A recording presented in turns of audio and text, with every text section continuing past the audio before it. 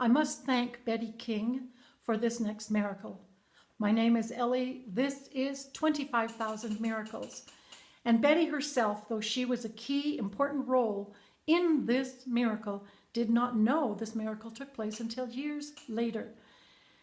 So she has multiple sclerosis, and her family has always tried to shield her from some of their own hardships because of this.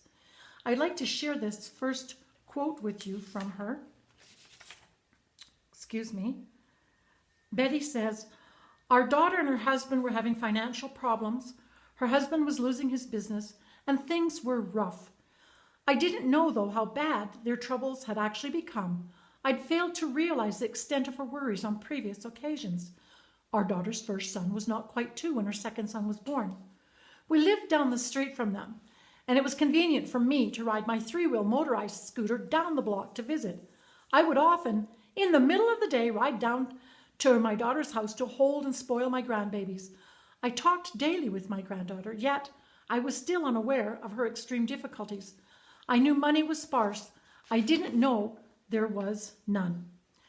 So Betty does not find this out for quite a while.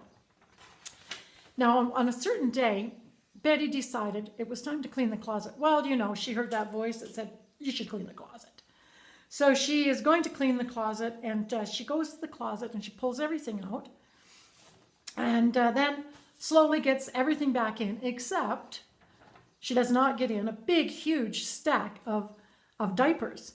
And so she thinks, well, I'm going to have to do something with these diapers. They belong to one of the grandbabies, but nobody needed them now. So she thought she'd phone her daughter and find out.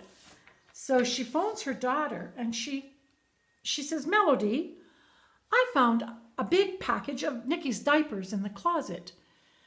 I'm wondering if you could use the diapers for Frankie." "Yes, Mom, I'll be right down to get them." It wasn't until years later that Melody recanted to me the miracle of those diapers. She said, "I just put the last diaper on Frankie and didn't have any money to buy more." She remembers what the Bible said about having the faith of a little child. So she said, "I went to God in prayer." So she went to God and she prayed. And she felt that, she said, "Lord, this is my last diaper. I don't have any money to buy more. Please send me some diapers for my baby." In her childlike faith, she felt that, well, she could open the door and probably the diapers would be sitting there on the porch.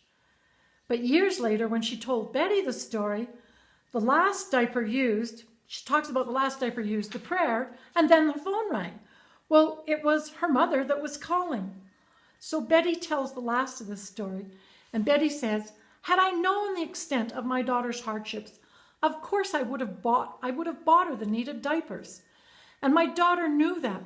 She didn't want to worry me, though, as she knew I had my own valleys and hardships. God uses our hardships and our valleys to show us He's still performing miracles on the earth every day. He used that one miracle to show my daughter how her faith in Him is rewarded. He used it again years later when she told me about the diaper miracle.